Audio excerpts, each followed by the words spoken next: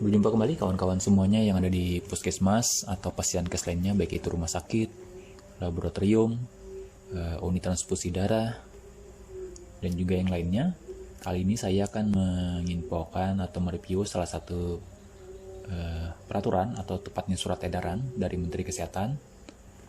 Sebenarnya surat edaran ini sudah agak lama karena terbitnya sekitar bulan September tahun 2022. Namun tidak ada salahnya jika kali ini saya ulas kembali untuk mengingatkan kawan-kawan semuanya yang ada di pasienkes.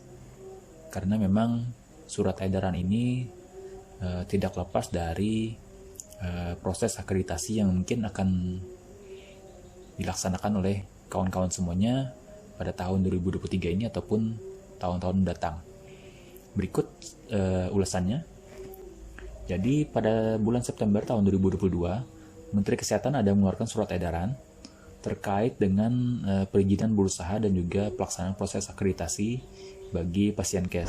Sebenarnya surat ini adalah untuk menindaklanjuti surat edaran sebelumnya bernomor 133 tahun 2022, di mana surat tersebut mengisyaratkan bahwa bagi pasienkes yang sertifikat akreditasinya berakhir, itu mendapat dispensasi tetap berlaku selama surat edaran tersebut diberlakukan, yaitu tepatnya sertifikat tersebut akan berakhir masa berlakunya sampai dengan akhir Januari tahun 2023. Nah, karena sampai dengan tahun 2023 itu masih belum berproses untuk akreditasi, sementara surat edaran yang pada nomor 133 itu sudah berakhir, maka Kementerian Kesehatan membuat surat edaran terbaru bernomor, ini nomornya 652 tahun 2022. Ini terbit bulan September tahun 2022 karena memang Kementerian Kesehatan merasa sampai dengan akhir Januari kemungkinan besar puskesmas ataupun pasienkes lain masih belum seluruhnya, ataupun ada yang mungkin masih belum terakreditasi, baik itu akreditasi perdana ataupun reakreditasi. Nah, tentu jika tidak dikeluarkan surat edaran akan menghambat pelayanan kesehatan khususnya bagi peserta BPJS, karena otomatis jika diberlakukan surat tersebut, kerjasama BPJS dengan pasienkes itu akan berakhir, yang berimbas kepada masyarakat atau peserta BPJS itu tidak dapat lagi menikmati pelayanan kesehatan di pasienkes yang telah berakhir masa kerjasamanya dengan BPJS. Nah, jadi ini surat edarannya nomor 652 tentang penyelenggaraan perizinan berusaha bidang pelayanan kesehatan dan akreditasi fasilitas pelayanan kesehatan. Jadi ini ada dasar-dasarnya. Berdasarkan nomor 455, misalnya ini pada zaman Menteri Bapak Terawan, di mana pada saat itu tahun 2020 keluar surat edaran ini untuk memberikan dispensasi bagi seluruh pasienkes yang habis masa berlaku sertifikat akreditasinya sementara pandemi masih berlangsung, sehingga tidak dapat dilakukan survei akreditasi. Nah, pada saat itu nomor 455 ini membunyikan bahwa sertifikat itu masih tetap berlaku sampai dengan pandemi dicabut. Nah, ini nomor 455 pada surat pertama. Lalu jika kita lihat pada selanjutnya,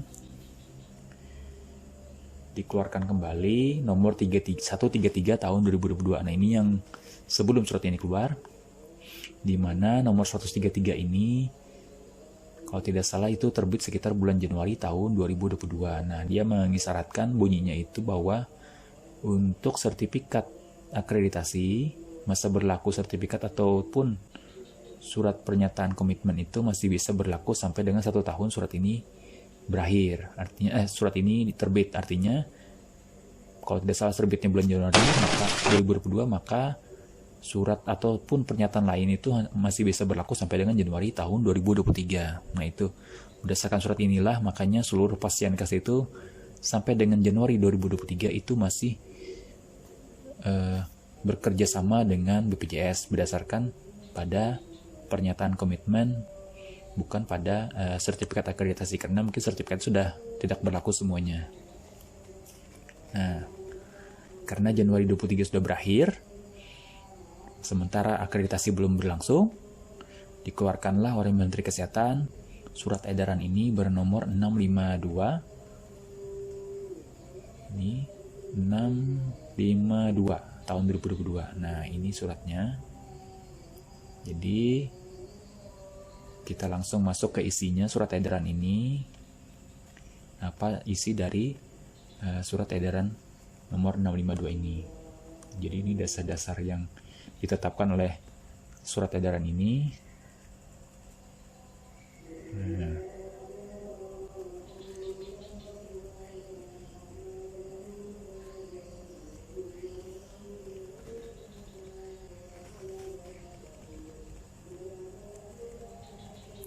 Kita lihat poin yang D. Izin penyelenggaraan operasional dan pernyataan komitmen penyelenggaraan atau operasional rumah sakit, puskesmas, klinik, laboratorium kesehatan, dan unit transfusi darah, serta penetapan rumah sakit pendidikan dan pernyataan komitmen pemenuhan standar rumah sakit pendidikan yang berlaku berdasarkan SE Menteri Kesehatan nomor 133 tahun 2022 tentang penyelenggaraan, perizinan berusaha, dan seterusnya, itu masih tetap berlaku dalam jangka waktu 6 bulan sejak surat edaran ini berlaku. Jadi untuk yang ini masih berlaku sampai 6 bulan ke atas. Lalu poin ke E, rumah sakit, puskesmas, klinik, laboratorium kesehatan, dan unit transfusi darah milik pemerintah pusat dan seterusnya, ini perizinan berusaha dilakukan di atau yang belum menerapkan pola PLOD, itu perizinan berusahanya dilakukan di luar sistem OSS, karena memang sebelumnya itu tidak dapat dilakukan di luar sistem OSS. Sekarang berdasarkan surat ini bisa dilakukan perizinan berusahanya melalui sistem di luar OSS, di mana diterbitkan secara manual oleh instansi pemberi izin sesuai kewenangannya. Ini ada surat yang poin ke E. Nah, lalu bagaimana dengan akreditasi pasien kes itu sendiri? Ini ada poin kedua, dapat kita lihat. Yang A, untuk survei akreditasi, dia sini menyebutkan bahwa dapat dilakukan secara online dan atau luring. Nah, ini sesuai dengan petunjuk teknis survei akreditasi pasien kes yang ada sekarang, di mana itu memang membunyikan pelaksanaan surveinya secara luring atau hibrid. Kalau luring itu tatap muka, sedangkan hibrid itu campuran antara daring dengan luring. Jadi sesuai dengan surat edaran ini. Jadi sudah sesuai dengan petunjuk teknis yang dikeluarkan oleh Kementerian Kesehatan sendiri untuk survei-survei akreditasi yang akan diberlakukan pada sebentar lagi untuk seluruh pasien kes. Kecuali nanti untuk tempat praktek mandiri dokter dan tempat praktek mandiri dokter gigi itu surveinya secara daring. Nah, poin ke B, ini pasien kes yang sertifikat akreditasinya masih berlaku, yang sertifikat akreditasinya dinyatakan masih tetap berlaku dan atau telah memiliki pernyataan komitmen sesuai SE Menteri nomor 133 tahun 2022, itu harus segera melakukan persiapan dan survei akreditasi sesuai ketentuan peraturan perundang-undangan. Jadi ini ada penekanan seluruh pasien kes yang diberikan dispensasi berdasarkan SE Menteri nomor 133 itu harus segera melakukan survei akreditasi. Lihat poin yang kecil lagi. Sertifikat akreditasi dan pernyataan komitmen ini di mana berlaku berdasarkan SE nomor 133 tahun 2022 itu masih tetap berlaku sampai dengan 31 Desember tahun 2023. Ingat Bapak Ibu, kawan-kawan semuanya. Jadi ada dispensasi di sini. Sertifikat akreditasi dan pernyataan komitmen itu hanya bisa berlaku sampai dengan 31 Desember tahun 2023.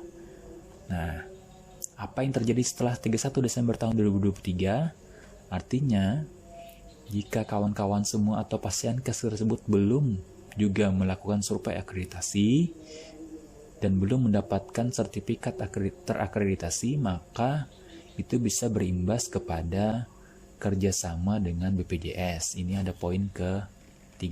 Nah, ini ditegaskan bahwa itu akan berpengaruh ke persyaratan kerjasama dengan BPJS Kesehatan atau badan usaha dan lembaga lainnya.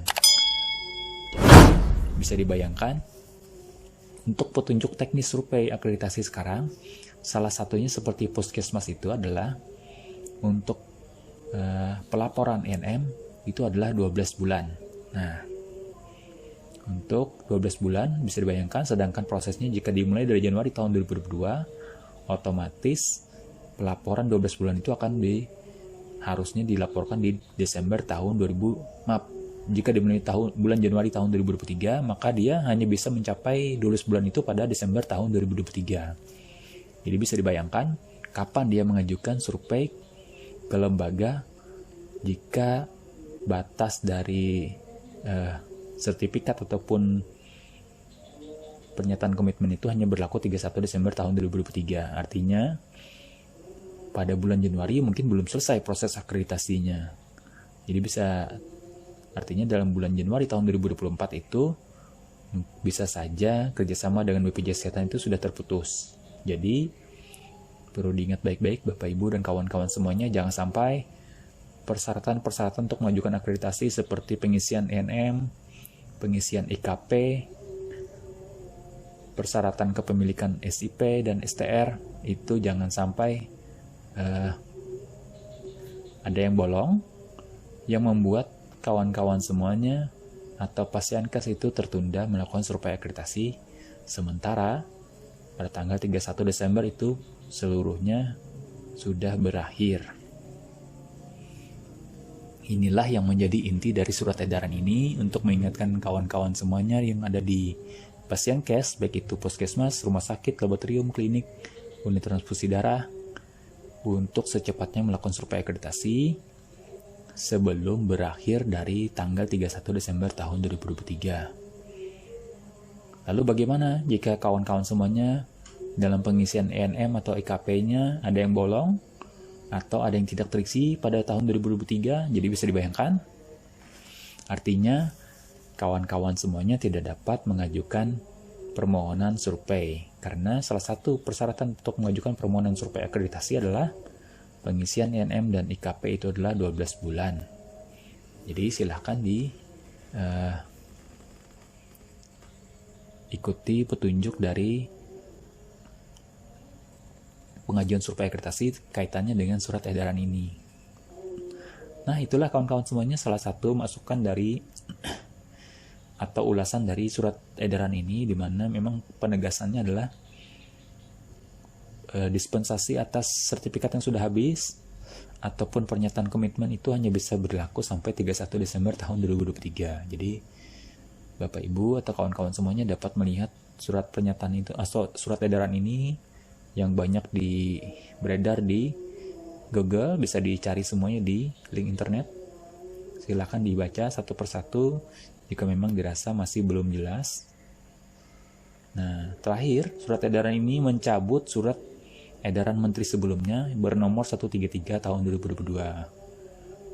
Jadi, karena surat edaran itu hanya berlaku sampai dengan Januari tahun 2023, artinya perlu dicabut. Nah, makanya sekarang yang berlaku adalah surat edaran ini, di mana batas akhir dari sertifikat dan lain sebagainya, surat pernyataan komitmen, itu hanya bisa berlaku sampai 31 Desember tahun 2023. Seterusnya, bukan tidak mungkin BPJS itu akan memutus kerjasama dengan Pasienkes yang belum terakreditasi. Apa imbasnya? Imbasnya tentu saja tidak hanya kepada para pemberi layanan yang ada di puskesmas, yaitu petugas kesehatan, tetapi juga sangat berimbas kepada masyarakat yang menjadi pengguna layanan dari Pasienkes itu sendiri. Jadi bisa dibayangkan misalnya pada Januari tahun 2024, Pasienkes di tempat Bapak Ibu itu sudah terputus kerjasama dengan BPJS, otomatis dana BPJS atau dana kapitasi itu tidak lagi ditransfer ke Pasienkes yang menjadi mitra atau kerjasama dengan BPJS tersebut. Nah, tentu saja mungkin ini akan disikapi oleh tenaga kesehatan yang ada di puskesmas ataupun di klinik dan sebagainya dengan tidak memberikan pelayanan secara secara peraturan, misalnya digratiskan untuk beberapa layanan untuk peserta BPJS. Nah, tentu saja jika pasien cash tersebut tidak mendapat lagi kucuran dana dari BPJS, mungkin dapat membuat pasien atau pengguna peserta BPJS itu menjadi pasien berbayar. Hal inilah mungkin dapat berimbas bagi pasien cash itu sendiri, di mana akan menimbulkan gejolak di masyarakat, khususnya para peserta BPJS. Kenapa? Karena mereka tetap membayar setiap bulan tetapi tidak mendapatkan pelayanan sebagaimana peraturannya, misalnya gratis untuk beberapa layanan tetapi malah ditarik bayaran. Lalu bagaimana sikap BPJS? Kalau tidak salah isu yang berkembang itu untuk peserta BPJS biasanya akan diminta oleh BPJS itu dialihkan ke pasien cash sekitarnya yang ada kerjasama dengan BPJS. Tapi tentu saja ini juga akan mengalami kendala karena tidak semua pasien cash tersebut berada di kawasan perkotaan. Artinya, jika berada di kawasan pedesaan dan terpencil, mungkin hanya satu-satunya pasien cash yang ada di tempat tersebut adalah puskesmas saja. Jadi tidak ada klinik ataupun tempat praktek tenaga kesehatan yang ada di sekitarnya. Sehingga tentu saja akan menjadi masalah besar, di mana gejolak dari masyarakat ini bisa saja sampai ke kepala daerah ataupun kepada dinas kesehatan yang berimbas kepada kawan-kawan semuanya yang ada di pasien cash. Karena memang jika masukan dari masyarakat tersebut sampai kepada kepala daerah yang menjadi pembina dan pengawas atas pelaksanaan jaminan kesehatan di masyarakat di sekitar wilayah, maka itu akan menjadi teguran bagi pasien cash itu sendiri. Nah, silakan Bapak Ibu atau kawan-kawan semuanya yang ada di pasien cash dapat memperkirakan seperti apa ke depannya di bulan Januari tahun 2024 jika memang belum terakreditasi. Demikian ulasan untuk surat edaran ini, mudah-mudahan berguna bagi semuanya. Terima kasih.